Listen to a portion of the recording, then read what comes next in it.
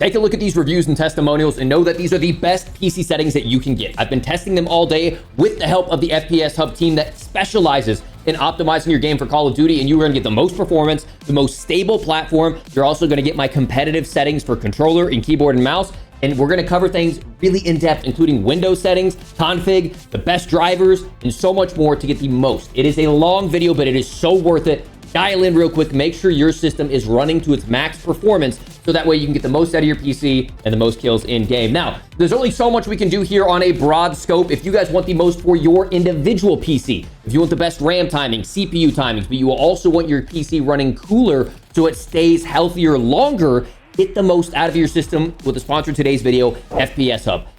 Literally, almost every single competitor in the Warzone scene, people who play this game for money, are reaching out and trusting them to get their system running right. Whether it's audio tuned so you can hear the footsteps a little bit sooner, or more importantly, the PC optimization so your system is running faster and more stable. They are the best in the business. Like, I wouldn't partner with anybody else.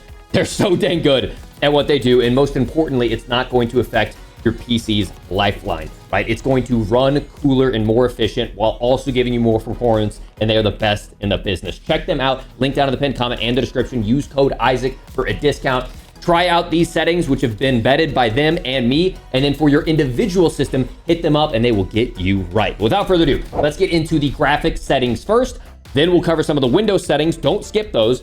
And then we'll get into things like controller and keyboard and mouse towards the end. Okay. So display mode, we always want to be in full screen exclusive. For my monitor, I'm using a 240 Hertz 4K OLED monitor from Asus. I have a 4090, but these settings, while I do have a 4090, are built for you, even with a mid-range or low-end PC, to get the max frames while also still looking good. So keep that in mind. My focus here is performance, but not having your game look like total crap.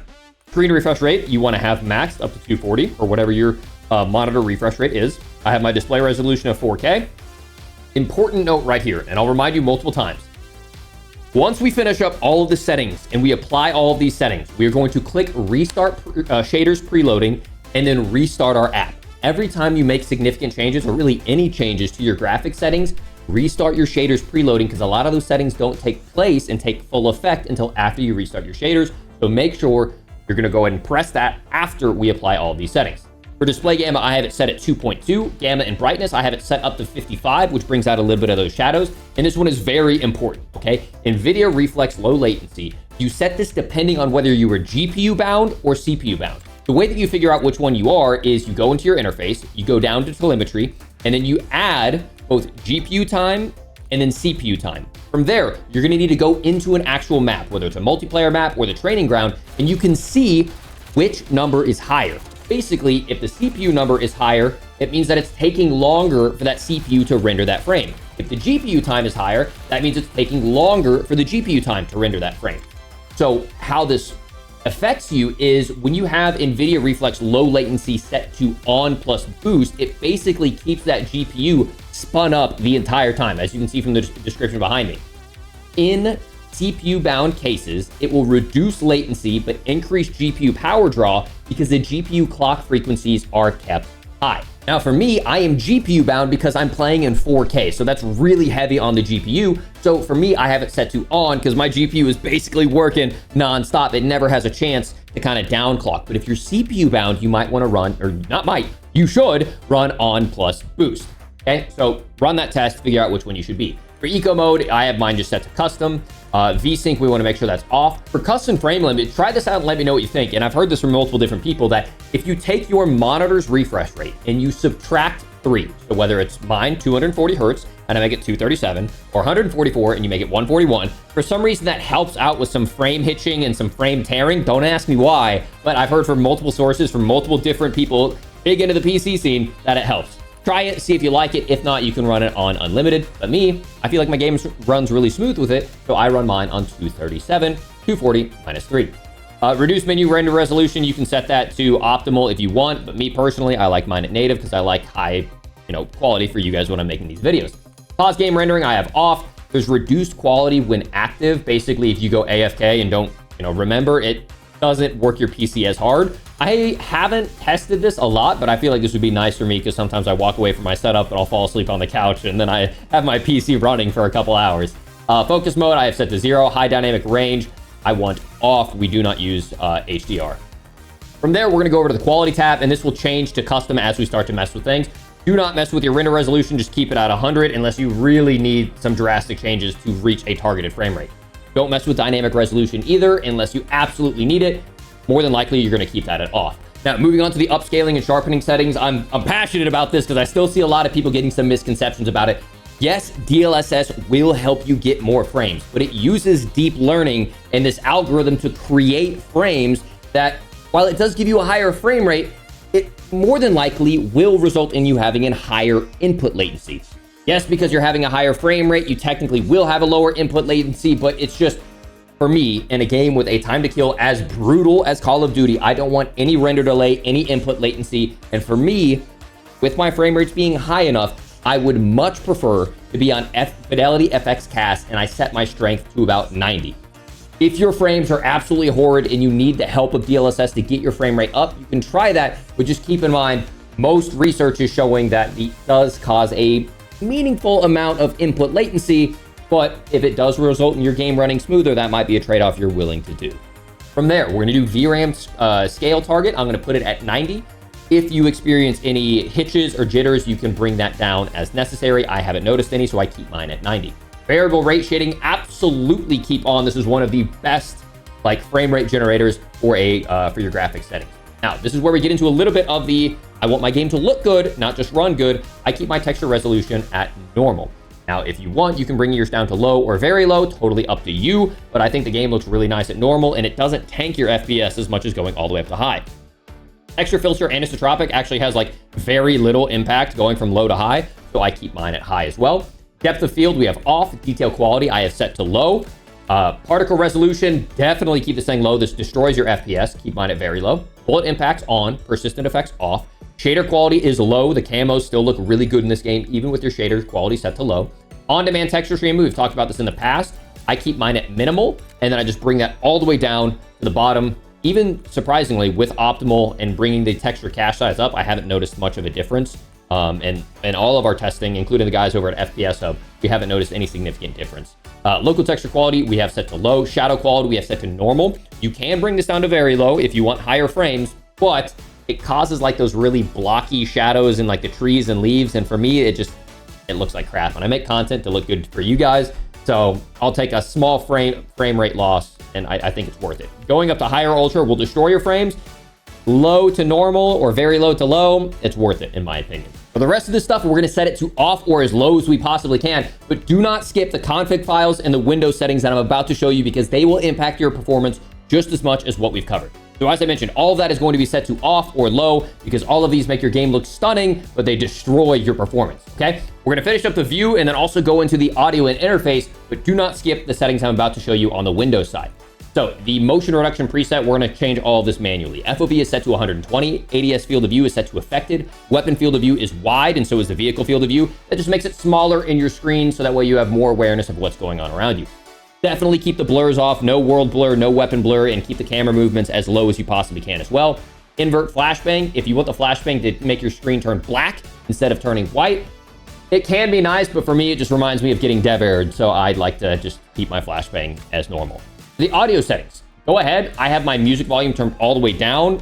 I think the music's dope, but for this music, I have it turned down, or for this video, I have it turned down just so I don't annoy you with the same thing on loop. Dialogue volume, I have set to 50. Effects volume set to 100. For the speakers, whether you're using the Artist War Tune or whatever you may be, set that there, set your headset of your choice. Now, this one, there was a lot of controversy about this being pay to win. Everyone has access to the general setting, the default setting for this, and I personally like it on. Enhanced headphone mode is on. It helps you get a little bit more directionality, and then you can go in and you will have the universal setup. If you want a personalized setup, basically you scan that and you take a picture of your face and it measures the distance between your ears and the shape of your ears and creates a personalized profile to have more accurate head reference. I will let you know if I think it's worth it. I personally don't like it because it might be construed as pay to win. But the universal, I think, is just a profile that is built based off of the average ear shape, average head shape. I think you'll be fine. Okay, set it to that. Audio mix, I have mine set to Sucker Punch. I would either do that or headphones because it allows me to hear the footsteps the best. But Sucker Punch just sounds a little bit a little bit more punchy, no pun intended, and I like that more than the headphones right now. Definitely don't have mono audio turned on. Mute game have off. Mute licensed music I have on because I don't want to get copyright strike while I'm making videos. Asymmetrical hearing compensation is off, but there is something really cool here called configure frequency intensity. And with this, you're able to go in and change the individual frequency for both the left and the right ear. And what that means is even without the Art is War tune, we can boost individual frequencies, like maybe the frequency of footsteps, or bring down the frequencies of really low thudding, explosions. So we'll see how much we can tune with that and see if it is worth playing with, but that'll be a future video, so make sure you subscribe for that. Okay, for reduced tinnitus sound, I have on. That gets rid of the high-pitched ringing because I really don't like that. Voice chat, you can all set to whatever you want. I have all of mine set to on right now because it's so much fun whenever you take someone as body shield to track them down. For the interface, right now, I do have tips and tutorials kept on just because there might be some new mechanic that I want the game to tell me about. Eventually, I will turn all of those off. Skip introduction movie, I have on. For tooltips, I also keep those on as well. For telemetry, I generally have on FPS, server latency, packet loss, GPU time. I'm going to put on VRAM usage now and processor time, CPU time as well. Connection meter, don't have that on. It covers up a lot of your screen, but you do want the icons for alerts on right now. Subtitles, totally up to you, but go down to color customization and set your color filter to 2 and the color filter target to either world, or I personally like both, with the intensity set to 100. It just makes the game a little bit more vibrant. That's very similar to the Deuteranopia color filter that we've been doing for years. It doesn't change a crazy amount like some of the filter 1 or filter 3. Filter 2 literally just looks like it's adding a saturation filter, which I really like. For the gameplay HUD, that's totally up to you what you want to have set here, but I would highly suggest putting square for your HUD. Make sure your minimap rotation is on. Make the compass type horizontal so it's up at the top of your screen as opposed to minimap where it's just like a little tiny thing right at the top left corner of your screen. I don't think I like that very much. And then everything else is set. Unfortunately, there isn't a lot of options for crosshair when it comes to, like, it used to be able to put static versus motion crosshair. Right now, there is only static. We'll have to do some testing to see if that is 100% accurate. If you want, you can make your center dot bigger by setting it to large or largest. Outside of that, if you want, if you find anything obnoxious, whether it's medals and notifications, the elimination feed, the minimap, you can actually change the opacity on all those, which is a really cool feature as well. Now, we're gonna go in. Before we forget, we're gonna go back here like we mentioned, and we're gonna hit restart shaders preloading. When we restart shaders preloading, we are then gonna close out of our game, quit our game, and then boot it back up. After we boot it back up, it will restart the shaders preloading process, which might take a little bit, but it's going to be worth it. Once you restart the shaders preloading, you're gonna exit out of the game again, and you're gonna join me here, and we're gonna talk about some Windows settings that will drastically affect your performance. So go ahead and restart your shaders preloading, boot up your game, let those render, and then close out your game, and we'll get started right here. Okay, important disclaimer. After this video, go and look up the best settings for your individual monitor or TV or whatever you're using, because there are so many settings that you could be setting wrong inside of your monitor that could cause ghosting, larger input delays, bad shadows. Look up, like, on Reddit or on YouTube, the best settings, best gaming settings for your specific monitor. On top of that, make sure you have plugged into the optimal port for your monitor, because a lot of monitors can only give you the max refresh rate if you use HDMI or DisplayPort or vice versa. Alongside that, make sure you're using the correct cable, because a lot of these monitors will do the supported refresh rate with HDMI 2.1, but people are using like an old HDMI 2.0 cable that they found somewhere because it was long enough. Make sure you spent all this dang money on your monitor and on your gear. Make sure you're getting the most out of it by double checking all of that, because if you're seeing the settings that we're about to change right now and they don't reflect what you paid for, then you're scamming yourself, okay? Let's go ahead and get into it. So what you do, right click, go to display settings. That'll open up this page right here. Also, right click, go to show more options, and open up the NVIDIA control panel. If you don't have this, you need to go and download the latest drivers, okay? I've been using, for the longest time, the driver of 556.12, but I recently downloaded the 566.03, and that is the most recent driver from NVIDIA. It's super easy. All you have to do is just go in and just type in NVIDIA drivers, go to download. It'll show you the latest download drivers. I personally like to manually download mine. Just go to GeForce 40 series or whatever your GPU is, go to find, and then you can download it from there, okay? like I said, we've been doing testing all day on this, and we have found that the latest driver version actually operates very well. If you have any issues, personally, we've had great luck with the driver of 556.12. That's what I've been running the last few months. And so you can go all the way down to it, find it right here, and download the game ready driver.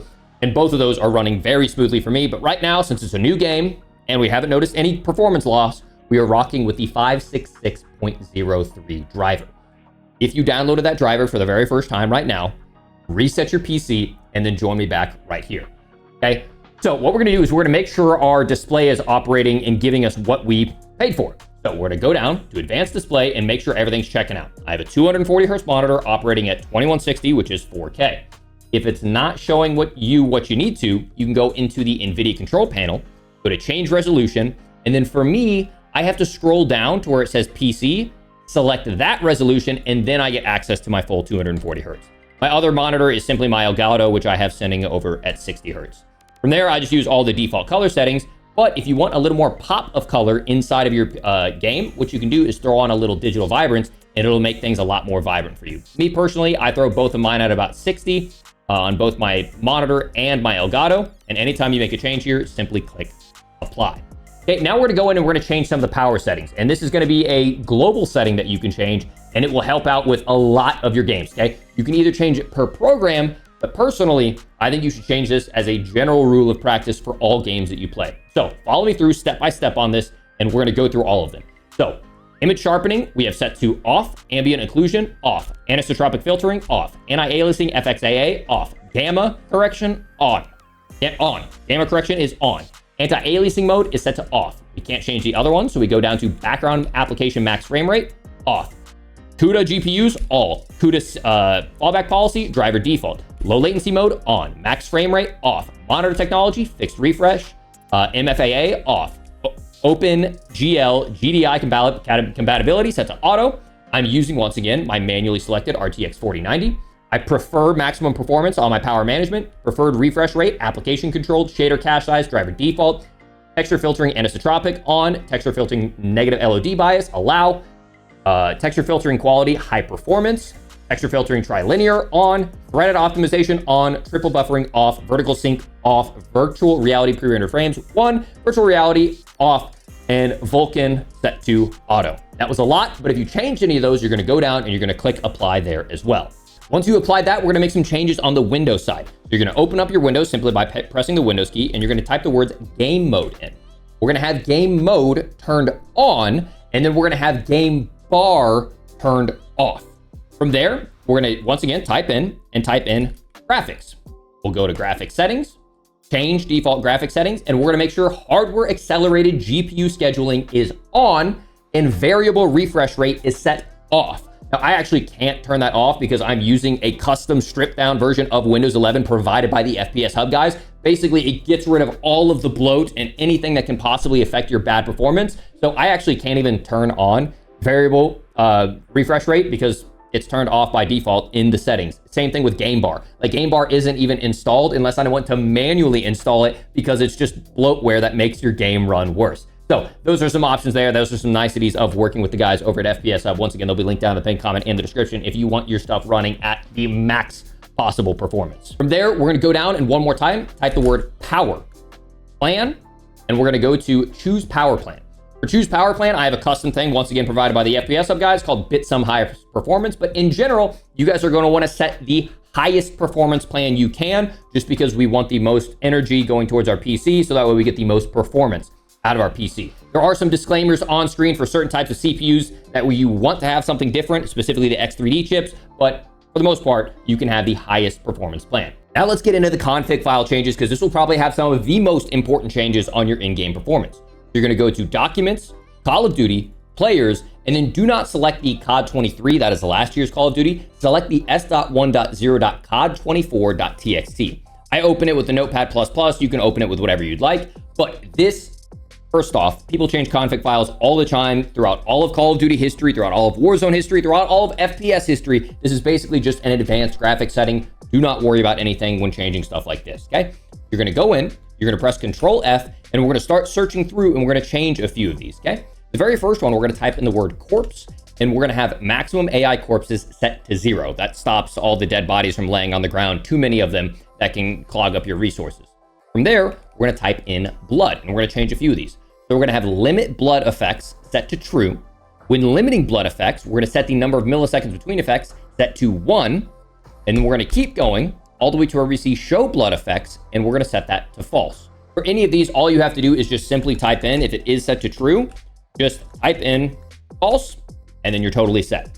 We're gonna go down 1, and we're gonna go to weapon eject brass, and we're gonna turn that to false. That's all the brass that's flying off of your screen when you're shooting like an LMG. We just get rid of that because that causes a lot of, 1, visual clutter, and 2, graphical resources that we need to produce those. Next up, you're gonna type in the word probe. We're gonna go to reflection probe relighting update stages and change that to 1, because we all know reflections are very, very demanding on our GPU.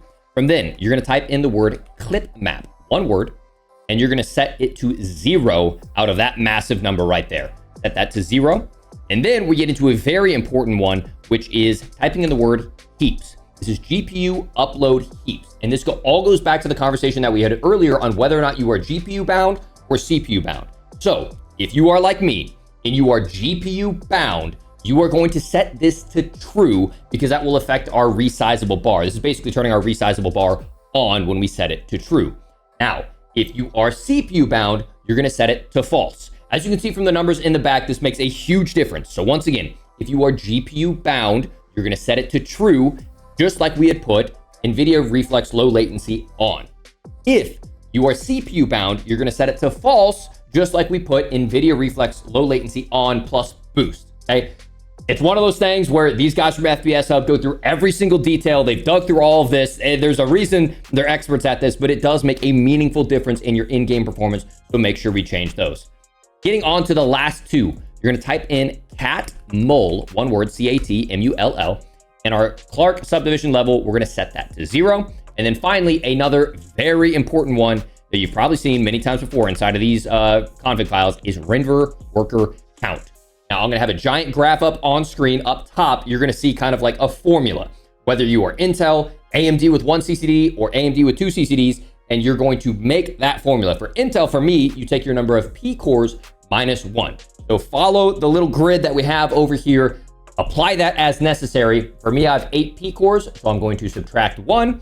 So I'm going to type in 7, and then I'm gonna press save, exit all out, and we are totally set. Well, actually, if you're like me and you have multiple versions, you can see I have s.1.0.cod.24.txt, txt0, and txt1. This is more than likely a result of me having both an Xbox Game Pass version and a Battle.net version. So if you have multiple config files and you're gonna keep multiple versions of it on your desktop, which more than likely you shouldn't need if you're done doing the whole New Zealand early access from Game Pass thing, you can either uninstall those and these will be deleted with them, or just real quick, and this is what I would suggest, just go through and update those same things. It'll take you a couple minutes. Just go through every single one of these and make sure every single one is all showing the exact changes that you would expect for the config files that we just changed. Then save all of them and you will be set no matter which platform or launcher you use to launch Call of Duty. For the controller settings, I went ahead and loaded up into the practice range so that way we can move around and I can show off some of these mechanics. But for controller, I have these standard default layouts. I have 6.6 set for my sensitivities. Everything else here is set to off, including controller vibration. Dead zone inputs is a really big deal. Make sure you bring these as low as you feel comfortable. Some people bring the left stick min all the way to 0. So that way they're even, if they have the slightest amount of drift, I don't have any drift on my controller, but if they have the slightest amount of drift, that will activate rotational aim assist. Now me, I don't like that, especially if it causes any jittering inside like the menu. I keep mine to like 2 or 3. The left stick max, I bring down to 80. So basically, I don't have to push the stick all the way to 100% for it to start tack sprinting. I bring it down to 80 and I've gotten used to that. The right stick is the exact same thing. If you do not want stick drift, okay, and you will see, I have just the smallest amount of stick drift when I have mine set to 0, where it's just slowly strafing. What you can do is go into controller, and if you're not comfortable with that, you can bump that up to where you no longer get stick drift. You see I set mine to 2, and now my crosshair dot isn't moving at all. Okay, from there, we're gonna go to aiming, sensitivity multiplier, and make sure we bring our ADS sensitivity multiplier down to 8. You know, a very common thing is 6.6.8. That's where you change the 0.8. And then make sure we go into aiming advanced settings because we want to make sure our ADS sensitivity transition timing, for me, I like it on instant. And then we have our aim response curve type set to dynamic. It kind of moves all these all around, but these are like the beloved settings of the 6.8 dynamic. Here's where you find it. From there, target aim assist, we're going to make sure we have that turned on, so that way we get aim assist. We don't have Black Ops or Precision. There is only one type of aim assist, and it's just target aim assist. Nothing with the motion sensor behavior. We're not going to do that. The tactical sprint assist, make sure you have tactical sprint assist on, and you set the sprint assist delay to 0. They had it for a while where it was at like 400, which would basically make you sprint and then sprint. Like tac, sprint, sprint. And it just caused this horrible delay. It felt awful. And where you didn't feel like you were getting automatic tactical sprint. So bring that all the way down to 0, and now I side sprint, back sprint, and full sprint instantly. Boom, full sprint, full sprint, full sprint. And then strafing around corners. Like it is so much better this way, and Omni movement is doing its thing. Okay. From there, mantle assist, I have all that turned off. I hate when the game mantles for me. It gets me killed. I'm trying to like jump shot, and then I'll grab onto a ledge behind me. I have that off. Okay, same thing with corner slicing. Corner slicing is, from my understanding, and I'm going to do some testing, only a client-side operation, where when I get towards a corner, my operator will start to turn his head as if he's super tactical, right? And as I get away from it, but I personally don't like my gun moving on my screen like that. Once again, I'll do some testing to see if it affects anything on the enemy side, but from what I've heard, it doesn't. So I just keep it off, so that way I just consistently have the same animations at all time. I'll let you know if I change that in any way. Slide dive behavior, it is more important than ever to set it to hybrid or rock something like I have, which is the Scuff and Vision, which allows me to set up dedicated keybinds for sliding, diving, etc.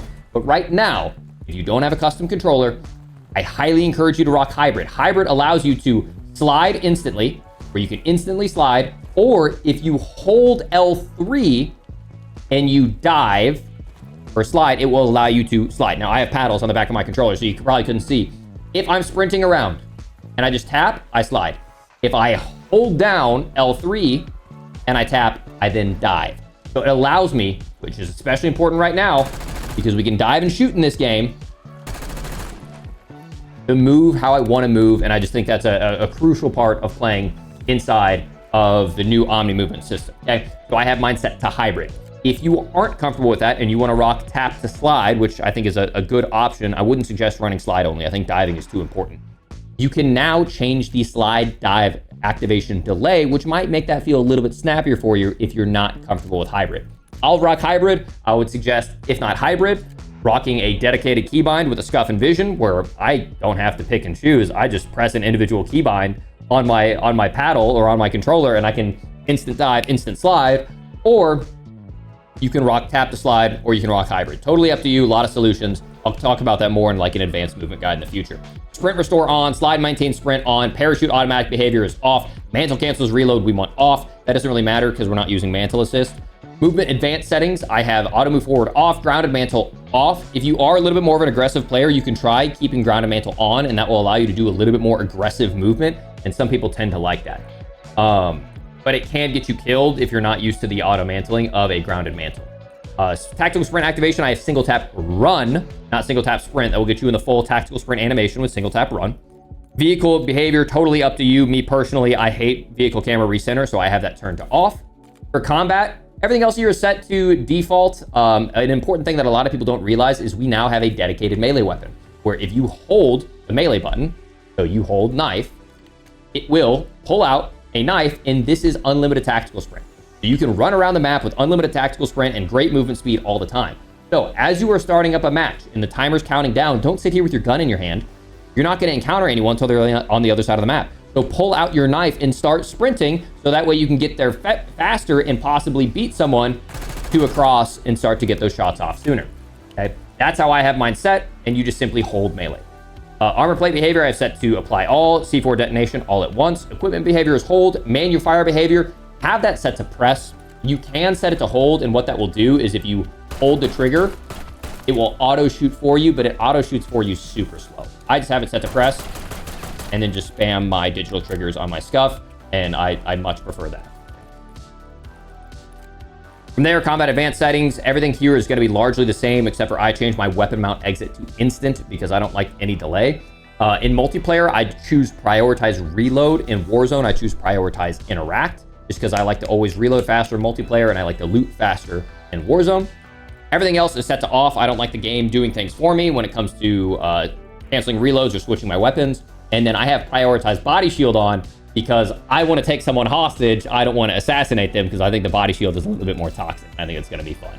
Okay, that wraps up everything for controller. If you guys are interested in a full up Envision guide, let me know. I can maybe provide that on like the second channel, or I can provide a Twitch clip. Comment down below if you're interested in an Envision guide.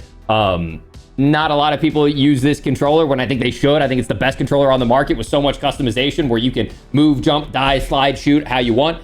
I think the people that have been using it have known it and love it, but comment down below. Let me know in my Twitch chat. If you guys are interested in a dedicated Envision guide, I can possibly do one of those as well. If you're interested in the Envision, I've done dedicated reviews on it in the past. You can check those out on my channel. I think it's the best controller on the market by far, with so much customization, a full row of keys down at the bottom where you can move, shoot. I can set this to detonate a C4. I can set this to mute my game. I can set this to dive. I can set this to pull out my knife. I can set this to slide. Like and you got the paddles, you got the side buttons. I mean, don't get me started, okay? Check out the link down in the description if you want. That's Scuff. You can use code Isaac for a discount. But let's get over to those mouse and key settings. You guys know I'm a hybrid player. I've competed on both mouse and keyboard and controller. So you can trust me. I know what I'm doing here on these inputs. Let's go ahead and change over to keyboard and mouse. Okay, for keyboard and mouse, the settings that I've changed to are as follows. I have a 1600 DPI with a mouse sensitivity of 2.9. I do not change any of these except for I bring my ground sensitivity multiplier down to 0.8. For ADS sensitivity multiplier, I have all that set to 1. And then I will change all of my advanced settings through here. So, on my controller, ADS sensitivity transition timing, I have set to instant. I use relative. Some people use legacy, but I think it gets really weird. Okay, my brain is just used to the relative standard, and I use relative with 1.33. I know some people get really nerdy with this and start changing around the monitor coefficient and start changing around the legacy to individual custom sensitivity per zoom. Not for me. Okay, I keep it simple.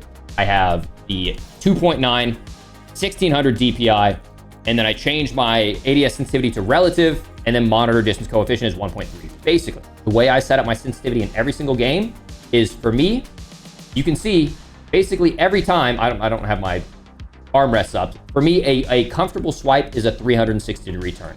So I know no matter what game I'm playing, that's how I set my sensitivity, is I know every game that I play, that one swipe of the wrist is roughly going to be a 360. I used to do, it was a 180, but I feel like as movement gets faster in this game, I want to be faster to track everything. And so I keep my my sensitivity a little bit higher. But that's how I set my sensitivity in every game. I just adjust the sensitivity slider until one flick, a comfortable flick for me out of muscle memory, is 360 degrees. So that's how I do it.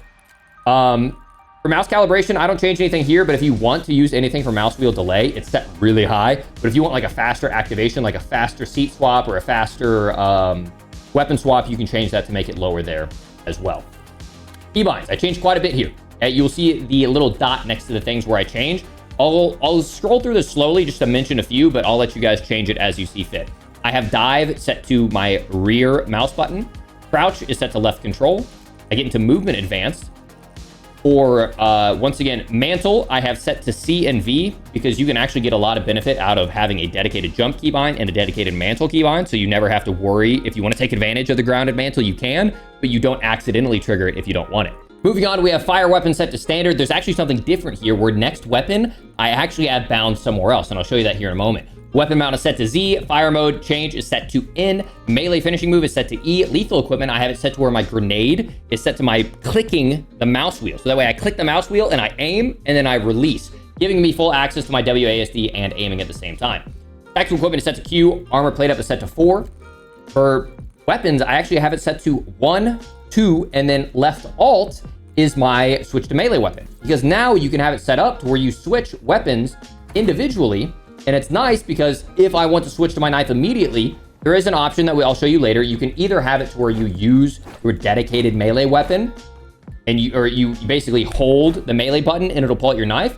I think it might be useful where if I'm really trying to finesse, I just instantly pull out my knife and start running, right? I don't have to hold my melee to pull out the knife. That's kind of my thoughts. We're going to test it out, but this is what I'm running with right now. And this is what I've been enjoying inside of private matches and the testing that I've been doing.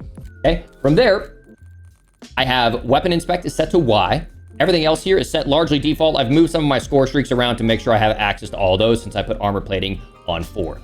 I don't foresee needing thermal vision or flashlight, but if you want to, you can rebind that to something else that you could need. The in key is typically what's there. Right now, I have that set to the fire. From there, vehicle keybinds, I have it set to where I can change the seat based off going up or down on the scroll wheel, and drift and handbrake is set to the rear mouse button. And everything else is largely the same, except for changing to climb on roof to X. Once again, this is all personal preference. Descend is also with the rear mouse wheel as well, and you can change to previous seat or next seat, just like I have on all these other ones, using the scroll wheel. And I think that I think it works out well. It's just the way that my brain is wired. You guys can try it, see if you like it. For overlays, advanced keybinds, none of this is different except for down here. I have the emotes and sprays set to T because now we can spray people and we can also emote in game. So I wanted to make sure I had an easy to bind keybind on that. Moving forward, push to talk is set to the P key, which is just my foot pedal. I have that pressed down and that will be my push to talk. Everything in through here is completely the same. I haven't changed any of the advanced keybinds. For movement, this stuff is really important. Sprint assist. We talked about this over on the controller settings. Set it to tactical sprint assist and set it to 0. So that way I can sprint instantly, forward, back, sideways, all that. Set those to on as well. Mantle assist is off. Crouch assist is off. Corner slice is off. We don't need any of that. If you want detailed explanations on those, they're over on the controller side, but you don't want them, especially with mantle assist, since we have dedicated mantle keybinds on mouse and keyboard. Crouch behavior is set to toggle. Prone behavior is set to go to, so if I press prone, it'll slam down to the prone. Tactical sprint behavior is set to toggle. Airborne mantle, parachute behavior is off. Sprint restore on. Slide maintain sprint on. Mantle cancels reload is set to off. Movement advanced keybinds, grounded mantle is on, simply because we get more of a benefit of that, of having those dedicated mantle keybinds. Tactical sprint activation is single tap run, so it's full gun up, not single tap sprint. Plunging underwater is set to free, and everything else here is set to default. For movement advanced keybinds, we have the walk speed set to slow. Grounded mantle is on because we have the dedicated keybinds, which can make us mantle faster. Slide dive activation is independent because we have individual keys bound to slide and to prone. Tactical sprint activation is set to single tap run. Plunging underwater is set to free. And then everything else here is set to default. For vehicle behaviors, I have it set to always enabled. So that way I'm always on free look. Vehicle camera recenter is set to off. And then camera initial position is free look. That way I can always look in the direction that I was facing whenever I got into the vehicle. All personal preference there. Over on the combat side, I have aimed out sight behavior set to hold. Dedicated melee weapon activation is a dedicated keybind. We talked about that with the left alt being the dedicated keybind. You can set it to hold melee if you want. I would not suggest putting it on weapon cycle just because we're used to switching primary, secondary. We don't want a third weapon inside of there.